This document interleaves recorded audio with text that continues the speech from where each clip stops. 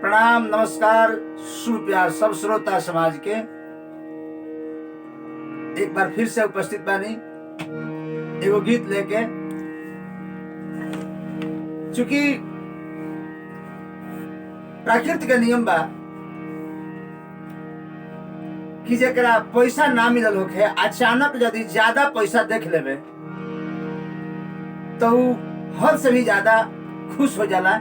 आ खुशी में ई ना बुझाला कि हम एकरा के कहाँ खर्च करतानी का करतानी। हालांकि नियम बा कि ज्यादा खुशी होखे तो इतराए के ना चाही, आ दुखी होखे तो दुख से घबराए के भी ना चाही। तो एगो विदेशी भाई विदेश से कमा के अपना घरे आइल बड़े। जब विदेश रहल बड़े तो पैसा भेजत गइल बड़े कि हमार पत्नी एकरा के उचित जगह पर खर्चा करी है या चाहे बचा के रखी है। लेकिन एक गइल 6 साल पर घरे अइले आ पत्नी से जब हिसाब पूछले कि होता लगे हतना पैसा हम भेजले बानी, ये पैसा के तू का कइले बाड़ू। जवाब ना मिलल तो अपना पत्नी को समझावत करे कि देखो अभी उम्र बहुत दिन बा, हमने बड़ा दुख कटले बानी हमरा विदेश जाए के पहले। ऐसे 2 पैसा बचा के रखबू तो तोहरो हक में आ हमरो हक में बढ़िया रही। कैसे समझाओ तेरे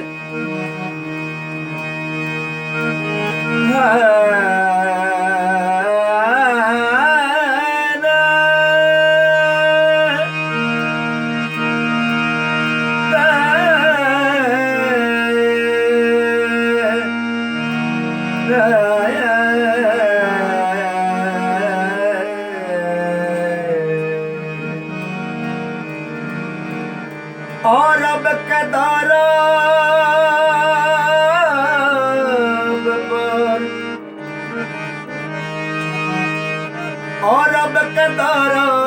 पर अरे भइल बहाला,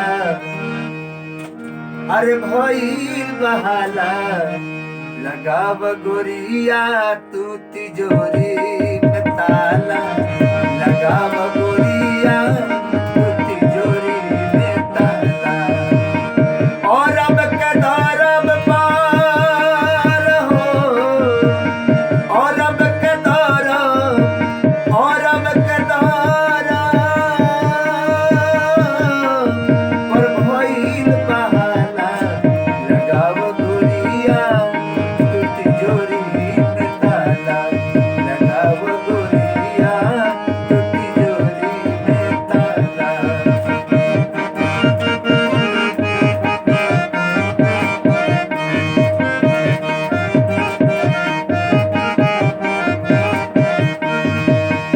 गइनी विदेशवा त खेतवा बेचाइल, गहना बेचाइल, कछु कर्जो लियाइल।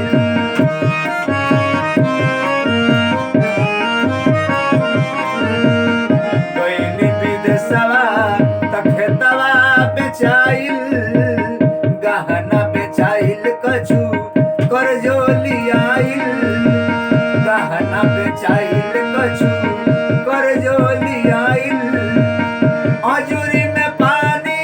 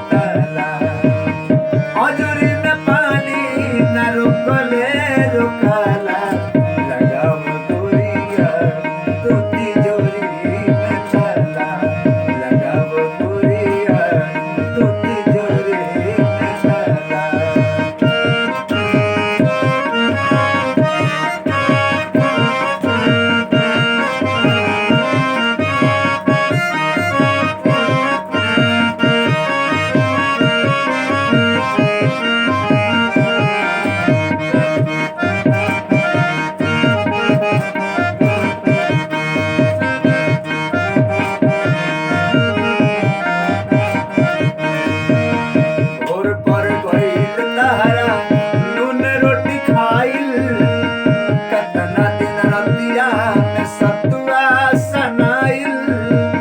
वो बीतल बात याद कराओ तेरे कि जब हम विदेश ना गई रही वो बेरा कोई कोई दिन नूने रोटी पर कट जाए, कोई कोई दिन सतुए पर कोई वो रात कटत जात रहे।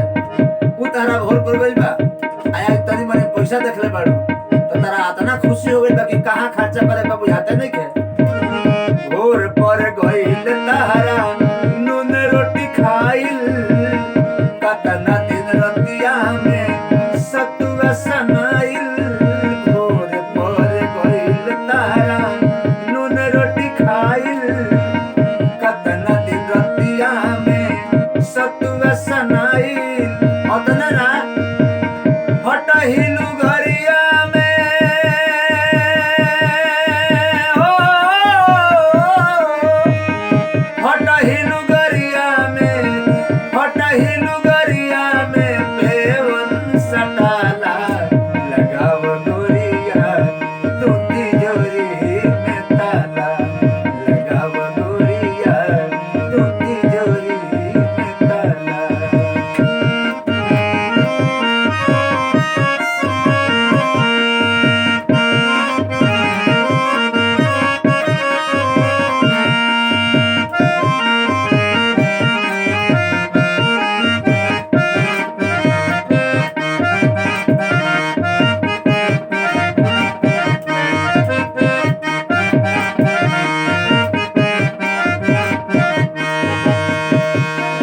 समझने के पानी बूंदे बूंदे गिर जाला, रुकेला ना। असली रुपया पैसा हो एकरा के बचा के ना रखबू तो ये ढेर दिन ना रहेला। रुपया के गरमी ना रही ई रहले, फिर याद आई हरि शंकर का कहले।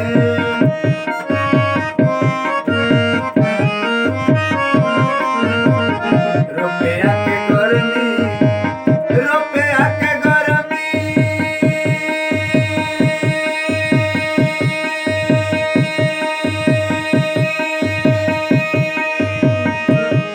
रुपया के गरमी, रुपया के गरमी न रही ई रहले।